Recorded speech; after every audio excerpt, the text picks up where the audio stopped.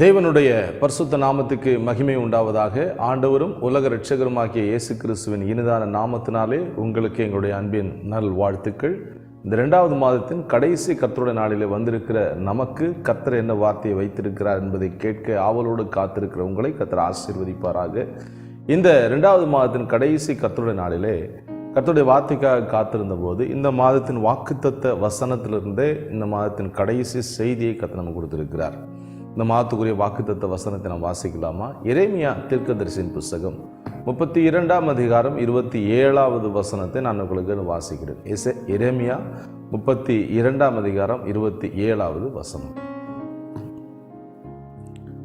இதோ நான் மாம்சமான யாவருக்கும் தேவனாகிய கர்த்தர், என்னாலே செய்யக்கூடாத அதிசயமான காரியம் ஒன்று உண்டோ? இதோ நான் மாம்சமான யாவருக்கும் தேவனாகிய கர்த்தர், என்னாலே செய்யக்கூடாத அதிசயமான காரியம் ஒன்று உண்டோ? ஜெபம் செய்வோம். பரிசுத்த பிதாவே, இரக்கமுள்ள எங்கள் ஆண்டவரே, பரலோகத்தின் தெய்வமே, எங்களுக்கு அதிசயங்களை செய்கிற எங்கள் அதிசயத்தின் ஆண்டவரே, அற்புத தெய்வமே, இந்த நல்ல அருமையான ஆண்டவரை கர்த்தருடைய நாளிலே உங்களுடைய திருவாய்மொழிகளை கேட்க எங்களுக்கு கொடுத்த பாக்கியத்துக்காக ஸ்தோத்திரம். எங்களுக்காக ஒவ்வொரு நாளும் அற்புதங்களையும் அதிசயங்களும் செய்து கொண்டே இருக்கிற எங்கள் தேவனாகிய கர்த்தருடைய நாமத்தை நாங்கள் இந்த கால வேளையில் தொழுதுகளவும் உங்களுடைய நாமத்தை மகிமைப்படுத்தும். கர்த்தர் கொடுத்த கிருபைக்காக ஸ்தோத்திரம். இந்த வார்த்தையின்படியே எங்களை கர்த்தர் ஆசீர்வதித்து நாங்கள் அதிசயங்களை காண, அற்புதங்களை காண எங்களுக்கு தொடர்ந்து உதவி செய்து நடத்துவீராக. இயேசுவின் நாமத்தில் வேண்டுகிறோம் பிதாவே, ஆமென். தேவனுடைய பரிசுத்த நாமத்துக்கு மகிமை உண்டாவதாக. குழம்பின மனநிலையில் இருந்த எரேமியாவை பார்த்து தேவனாகிய கர்த்தர் கேட்கும் கேள்விதான் இந்த வசனம். இதோ நான் மாம்சமான யாவருக்கும் தேவனாகிய கர்த்தர், என்னாலே செய்யக்கூடாத அதிசயமான காரியம் ஒன்று உண்டோ என்று தம்முடைய தீர்க்கதரிசியை பார்த்து ஆண்டவர் கேள்வி எழுப்புகிறார். இதே கேள்விதான் இந்த மாதத்தின் ஆரம்பத்தில் நம்மளுக்கு கேட்டார். இந்த மாதத்தின் கடைசி வாரத்திலும் கர்த்தர் நமக்கு இந்த வார்த்தையை கேட்டு இந்த வார்த்தையின் அடிப்படையிலே கர்த்தர் நமக்கு செய்தியை கொடுக்கிறார். நம்முடைய ஆண்டவர் அதிசயங்களை அவர் ஒவ்வொரு நாளும் செய்து கொண்டே இருக்கிறார். நாம் கேட்டாலும் கேட்காவிட்டாலும் நம்முடைய வாழ்க்கையில் ஒவ்வொரு நாளும் நாம் நினைத்து பார்க்கும்போது எவ்வளவோ அதிசயங்களை கர்த்தர் செய்து கொண்டிருக்கிறார். இந்த வருஷம் ஆரம்பித்து 2 மாதங்கள் முடிய போகிறது.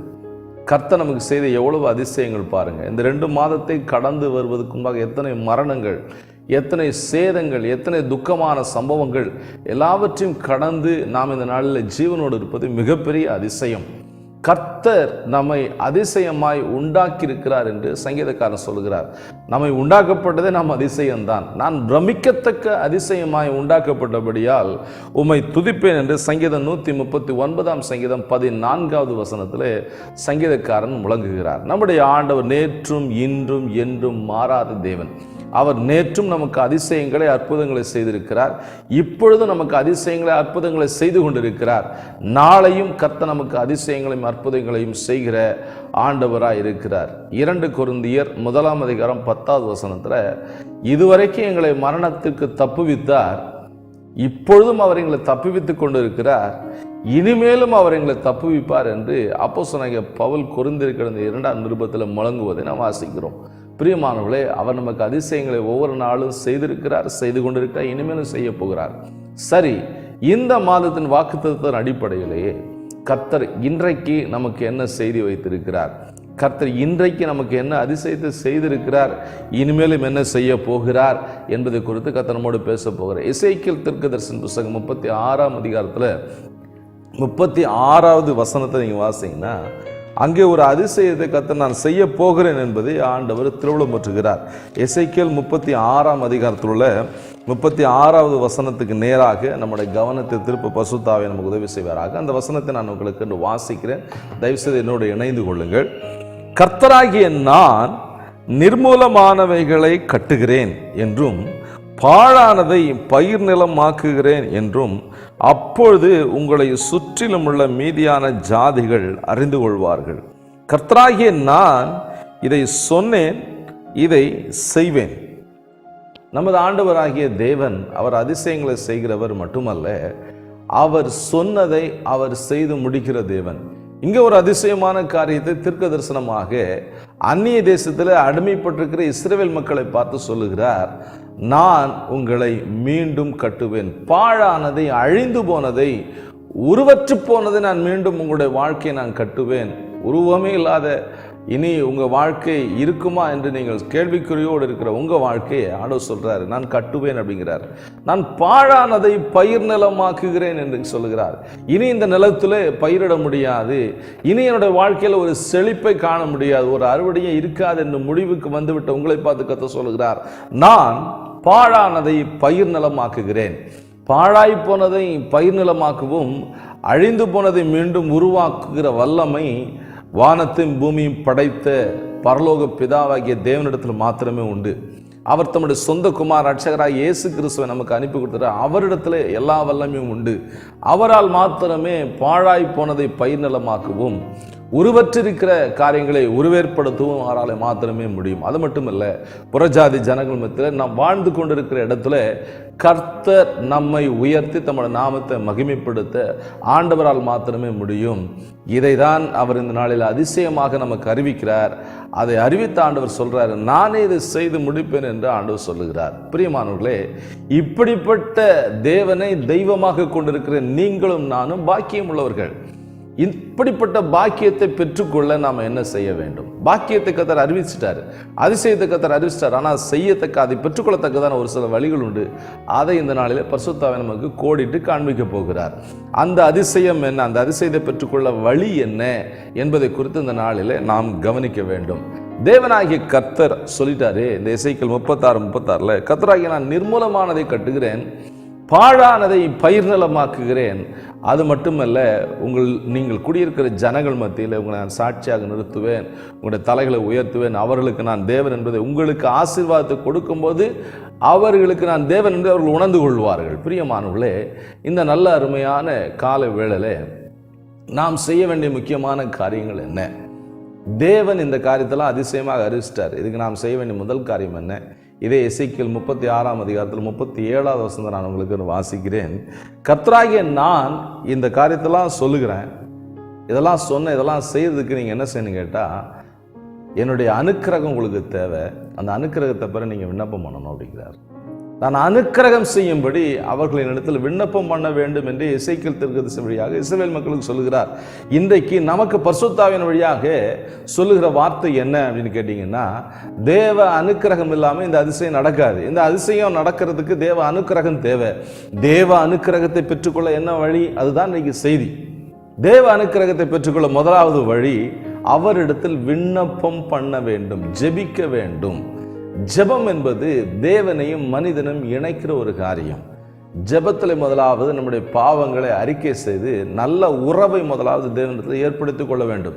பின்பு அவர் செய்த நன்மைகளுக்காக கர்த்தரை துதிக்க வேண்டும். பின்பு அவர் செய்த அதிசயங்கள் நினைத்து அவருக்கு நன்றி சொல்லி ஸ்தோத்திரங்களை ஏறெடுக்க வேண்டும். பின்பு நம்முடைய விண்ணப்பங்களை வைக்கக்கூடாது. நமக்காக வேண்டிக் கொள்ளும்படி கேட்கிற எல்லாருக்காக ஜெபிக்கணும். நம்முடைய தேசத்துக்காக எவ்வளவு மக்கள் ஜெபத்தேவையோடு இருக்காங்க, அவர்கள் எல்லாருக்காக ஜெபிக்கணும். கடைசியாக நம்முடைய விண்ணப்பத்தை செய்யணும். இப்படி செய்யும்போது நிச்சயமாக நம்முடைய குடும்பத்தை கர்த்தர் கட்டுகிறார். நம்முடைய வறண்டு போன வாழ்க்கை கர்த்தர் செழிப்பாக்குகிறார். நம்மை சாட்சியாக நிறுத்துகிறார். விண்ணப்பம் பண்ண வேண்டும்.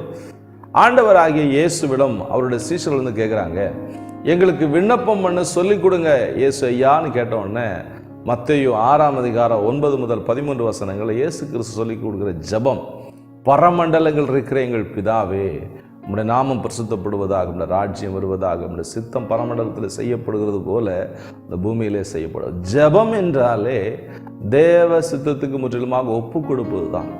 தேவ சித்தத்துக்கு ஒப்பு கொடுத்து ஜெபிக்கிறனுடைய ஜெபத்திலே கர்த்தர் பதில் கொடுத்து அவனுக்கு அனுக்கிரகம் பண்ணுகிறார். தேவ அனுக்கிரகத்தை பெற்றவனுடைய வாழ்க்கை கட்டப்படும், குடும்பம் கட்டப்படும், வாழ்க்கை செழிப்பாகும் என்பதில் எந்த விதமான சந்தேகம் இல்லை.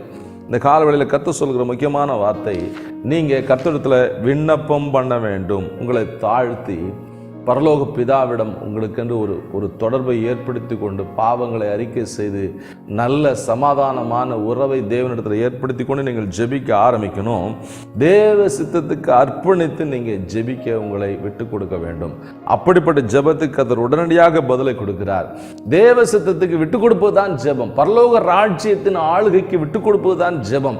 பரலோக ராஜ்யத்தின் ஆளுகை எங்கே இறங்குகிறதோ, எந்த ஒரு மனிதன் பரலோக ராஜ்யத்தின் ஆளுகைக்கு விட்டு கொடுக்கிறான் அர்ப்பணிக்கிறானோ அவனிலே பிசாசின் ஆளுகை அழிக்கப்படுகிறது. பிசாசு உடனடியாக அவனை விட்டு விலகுகிறான். தேவனுடைய ஆளுகை இறங்குகிறது. தேவனுடைய ஆளுகை இறங்குகிற அந்த இடத்துல தேவ வல்லமை வெளிப்படுகிறது. அற்புதங்கள் அதிசயங்கள் நடைபெறுகிறது. பிரியமானவர்களே, நாம் கர்த்தருடைய வார்த்தையை கேட்பதோடு மட்டுமல்ல, அதை செயல்படுத்த நாம் கவனமாக இருக்கணும். தேவ சித்தத்துக்கு ஒப்பு கொடுக்கணும். தேவ சித்தத்துக்கு நீங்கள் அர்ப்பணிச்சிங்கன்னா உங்கள் வாழ்க்கையில் மிகப்பெரிய அற்புதங்களை நீங்கள் பார்க்க முடியும். தேவ சித்தத்துக்கு நாம் அர்ப்பணிக்க நம்ம விட்டு கொடுப்போம். தேவ சித்தம் உங்களுடைய குடும்பத்தில் நிறைவேறும்போது நீங்கள் அற்புதங்களை பார்க்க முடியும். இயேசு கிறிஸ்து தேவனுடைய சித்தத்துக்கு, பிதாவின் சித்தத்துக்கு தன்னை அர்ப்பணித்தார். லூக்கா எழுதின சுவிசேஷம் 22ஆம் அதிகாரத்தில் 43ஆம் வசனம் சொல்லப்பட்டிருக்கு, பிதாவே, இந்த பாத்திரம் என்னை விட்டு நீங்க கூடுமானால் நீங்கட்டும், ஆகிலும் என்னுடைய சித்தத்தின்படி உங்களுடைய சித்தத்தின்படி ஆகலும். சிலுவைக்கு போவதற்கு முன்பதாக கெத்செமனே தோட்டத்தில் இரட்சகராக இயேசு கிறிஸ்து ஏறெடுக்கிற ஜெபம் தான் இந்த தேவ சித்தத்துக்கு உட்பட்ட ஜெபம். இந்த ஜெபத்தில் ஆண்டவராகிய இயேசு கிறிஸ்து அவர் அர்ப்பணித்து ஜெபிக்கிறார். தேவ சித்தத்துக்கு அர்ப்பணித்த உடனேயே பரலோகத்தின் ஒரு தூதன் இறங்கி வருகிறார். இறங்கி வந்து உடனடியாக இயேசுவை பலப்படுத்துகிறார். பிரியமானவர்களே, தேவ சித்தத்துக்கு விட்டு கொடுக்குறவங்களுக்கு பரலோக உதவி கிடைக்கும், பரலோக பலன் கிடைக்கும். நீங்கள் போக வேண்டிய பாதையில் தொடர்ந்து பயணிக்க பரலோக பலனை கர்த்தர் கொடுக்கும். நீங்கள் நினைக்கலாம், நான் போகிற பாதையை சூழ்நிலை யார் அறிவா? தேவன் நன்றாக அறிந்திருக்கிறார். உங்களுடைய வாழ்க்கையில் உங்கள் சூழ்நிலையில் உங்களை பலப்படுத்துவதற்கு பரலோகத்தை தவிர யாராலும் முடியாது. பணம் உங்களை தொடர்ந்து பயணிக்க செய்ய முடியாது. இந்த உலகத்தின் ஆதரவுகள், குடும்பத்தின் ஆதரவுகள், மற்றவர்களுடைய ஆதரவுகள், தேவனுக்குள்ளே நீங்கள் தொடர்ந்து பயணிக்க, அதிசயங்களை பெற்றுக்கொள்ள உங்களை ஆயத்தப்படுத்துவது மற்ற எந்த உறவுகளாலும் முடியாது, எந்த பலத்தாலும் முடியாது. பரலோக உறவால் மாத்திரம், பரலோக பலத்தினால் மாத்திரம் நீங்கள் தொடர்ந்து பயணிக்க அது உங்களுக்கு அனுகூலமாக இருக்கும். தேவனுடைய அனுக்கிரகத்தை பெற்றுக்கொள்ள விரும்புகிறவர்கள் பரலோக பலனை பெற்றுக்கொள்ள வேண்டும். பரலோக பலன் வந்தாலே, பரலோக பிதாவோடு நல்ல தொடர்பு ஏற்பட்டாலே, பரலோக பிதாவின் எல்லா நன்மையான ஈவுகளையும் கர்த்தர் கொடுத்து கொண்டே இருக்கிறார். தானியேலின் புஸ்தகத்தில் 2ஆம் அதிகாரம் 19ஆம் வசனத்தில் தானியேலுடைய ஜீவன் போக போகிறது என்று முன்குறிக்கப்பட்ட அந்த நிமிஷத்தில், அந்த நாட்களிலே இரவு நேரத்தில் கர்த்தரை நோக்கி ஜெபிக்கிறார் தானியேல். ராஜாவினுடைய கனவுக்கும் அவருடைய கனவின் அர்த்தத்துக்கும் வெளிப்பாடை பரலோகத்திலிருந்து பெற்றுக்கொள்கிறார். பெற்றுக்கொண்டு தான் மாத்திரமல்ல, தன்னுடைய எல்லா ஞானிகளுடைய ஜீவனையும் தானியேல் பாதுகாத்தார். தானியேலின் இரவு ஜெபம் மரணத்துக்கு தப்புவித்தது. பிரியமானவர்களே, மரண நதி நம்ம சுற்றிலும் வேகமாக ஓடிக்கிட்டு இருக்கு. நம்ம சுற்றிலும் மரணங்கள் நிகழ்ந்து கொண்டே இருக்கிறது. ஒவ்வொரு நாளும் பிசாசு எவனை கொல்லலாம், அழிக்கலாம், திருடலாம் என்று வகை தேடி சுற்றி திரிகிறான். தேவ கரத்தில் நாம் இருப்பதனால தப்பிக்கொண்டிருக்கிறோம். தேவனுடைய நல்ல உறவை நாம் பேணிக்கொள்வோம், விண்ணப்பம் செய்வோம், தேவ அனுக்கிரகம் கிடைக்கும், மரணத்துக்கு நாம் தப்புவிக்கப்படுவோம். தேவனுடைய அனுக்கிரகம் நம்முடைய குடும்பத்தை, வாழ்க்கையை கட்டும் என்பதில் எந்த விதமான சந்தேகம் இல்லை. தேவ அனுக்கிரகத்தை பெற நாம் ஜெபிக்க வேண்டும். இரண்டாவதாக, தேவ அனுக்கிரகத்தை பெற என்ன செய்ய வேண்டும்? ஏசாயா 61ஆம் அதிகாரம் 1-3 வசனங்களை வாசிக்கும் போது, இரட்சகராகிய இயேசு கிறிஸ்து பரிசுத்த ஆவியானவர் என்மேல் இருக்கிறார், அவர் எனக்கு அனுக்கிரகம் பண்ணுகிறார் என்று வாசிக்கிறோம். பரிசுத்த ஆவியானுடைய அனுக்கிரகம் இயேசு கிறிஸ்துடைய ஊழியத்தில், இயேசு கிறிஸ்து ஞானஸ்நானம் பெற்று கரையேறின உடனேயே புறாவை போல ரூபம் கொண்டு பரிசுத்த ஆவி இறங்கினார், அவரை அபிஷேகித்தார். இவர் என்னுடைய நேசகுமாரன், இவரில் பிரியமா இருக்கிற, இவருக்கு செவி கொடுங்கள் என்று ஆவியானவர் திருவுளம் பற்றினார். அப்படிப்பட்ட ஆவியானவர் இயேசு கிறிஸ்துவை நடத்தினார். இயேசு கிறிஸ்துவை பரிசுத்த ஆவி நடத்தினால இயேசு கிறிஸ்துவுக்கு அனுக்கிரகம் கிடைத்தது. எல்லா அற்புதங்களும் நகர்ந்தது. நன்மை செய்கிறவராக அவர் சுற்றி திரிந்தார். அவர் பிசாசின் வல்லமையில் அகப்பட்ட யாவரையும் கர்த்தர் குணமாக்கினார். இந்த காலவேளையிலே பரிசுத்த ஆவியானவர் உங்களோடு இருந்தால் தேவனுடைய அனுக்கிரகம் கிடைக்கும். பரிசுத்த ஆவி எப்பொழுது நம்மோடு கூட இருப்பார்? அவர் வார்த்தைக்கு நாம் கீழ்ப்படியும் போது, அவரால் நாம் முத்தரிக்கப்பட்டு அவருடைய வார்த்தைக்கு கீழ்ப்படியும் போது அவர் நம்மோடு எப்பொழுதும் தங்கியிருப்பார். ஆண்டவராகிய பரிசுத்த ஆவியானவர் இயேசுவின் மேல் தங்கியிருந்தார், இயேசுவுக்குள் இருந்தார். அவர் எங்கே நடத்தினார் இயேசுவை? மத்தேயு 4ஆம் அதிகாரம் 1 சொல்லப்பட்டிருக்கு. இயேசு கிறிஸ்து வனாந்தரத்துக்கு நேராக பரிசுத்த ஆவியானவர் கொண்டு போனார் இயேசு கிறிஸ்துவை. இயேசு கிறிஸ்துவால், இயேசு கிறிஸ்து ஆவியானவரால் வனாந்தரத்தில் நடத்தப்பட்டார். பிரியமானவர்களே, நாம் போகிற பாதை இது வனாந்தரமான பாதை, வனாந்தரமான உலகம், வழி தெரியாத உலகம். நம்ம எங்கேயும் போய் சிக்கிக்கொள்ளக்கூடாது, எந்த குழியிலும் விழுந்து விடக்கூடாது என்றால் ஆவியானவருடைய நடத்துதலுக்கு நாம் நம்மை அர்ப்பணிக்கணும். வனாந்தரத்துக்கு நேராக பரிசுத்த ஆவியானவர் இயேசுவை நடத்தினார். அங்கே போய் இயேசு என்ன செய்தார்? பிசாசுக்கு வேதபாட வகுப்பு எடுத்தார். பிசாசு இயேசுவிடம் வசனத்தை சொல்லி அவரை வீழ்த்தலாம் என்று நினைத்த பொழுது இயேசு வசனத்தினாலே அவனை அடித்தார், வசனத்தினாலே அவனை ஜெயித்தார், வசனத்தினாலே அவனை வென்றார், அவனை துரத்தினார். பிரியமானவர்களே, வேத வசனம் நமக்குள்ளே இல்லைன்னு சொன்னால் நாம் பிசாசை ஜெயிக்க முடியாது. பிசாசு ஜெயிக்கிற மிகப்பெரிய ஆயுதம் பரிசுத்த வேதாந்தத்தில் கர்த்தர் கொடுக்கிற வசனங்கள். அந்த வசனங்களை நாம் இரவும் பகலும் தியானிக்க வேண்டும். சங்கீதம் 1ஆம் சங்கீதத்தில் கர்த்தருடைய வேதத்தில் பிரியமாக இருக்கிறவன் தான் இரவும் பகலும் அவரிடத்தில் தியானமாக இருக்க முடியும். கர்த்தருடைய வேதத்தில் பிரியமாக இல்லாமல் மற்ற எல்லாத்துலேயும் பிரியமாக இருந்தால் கர்த்தருடைய வேதத்தில் தியானமாக இருக்க முடியாது. கர்த்தருடைய வேதத்தில் தியானமாக இருக்க முடியாதவன் பிசாசு ஜெயிக்க முடியாது. பிசாசு ஜெயிக்க முடியாதவன் அதிசயங்களை பெற்றுக்கொள்ள முடியாது. அதிசயங்களை பெற்றுக்கொள்ள முடியாதவனுக்கு, பிசாசு ஜெயிக்காதவனுக்கு, ஆவியான கீழ்ப்படியாதவனுக்கு தேவனுடைய அனுக்கிரகம் கிடைக்காது. இது அப்படியே ரிவர்ஸில் நீங்கள் நினச்சிக்கோங்க. தேவ அனுக்கிரகம் வேணும்னா, பிசாசு ஜெயிக்கணும்னா பரிசுத்த ஆவியானவர் சொல்லுகிறபடி கீழ்ப்படிய வேண்டும். பரிசுத்த ஆவியை நடத்துகிற பாதையில் நடக்க வேண்டும். அதுக்கு நடக்கணும்னா பரிசுத்த ஆவி உங்களோட கூட இருக்கணும். பிசாசு ஜெயிக்கணும், வேதத்தில் நீங்கள் இரவும் பகலும் தியானமாக இருக்கணும். வேதத்துக்கு நீங்கள் நேரம் கொடுக்கணும். வேதத்தோடு நீங்கள் அமர்ந்திருக்க வேண்டும். அப்படி இருக்கும்போது நீங்கள் பிசாசை ஜெயிக்க முடியும்.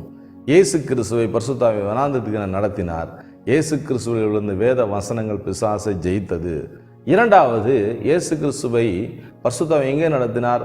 மார்க் எழுதின சுவிசேஷம் 1ஆம் அதிகாரம் 14ஆம் வசனத்தின்படி காட்டு மிருகங்கள் நடுவே நடத்தினார். இயேசு காட்டு மிருகங்கள் நடுவே சஞ்சரித்தார்.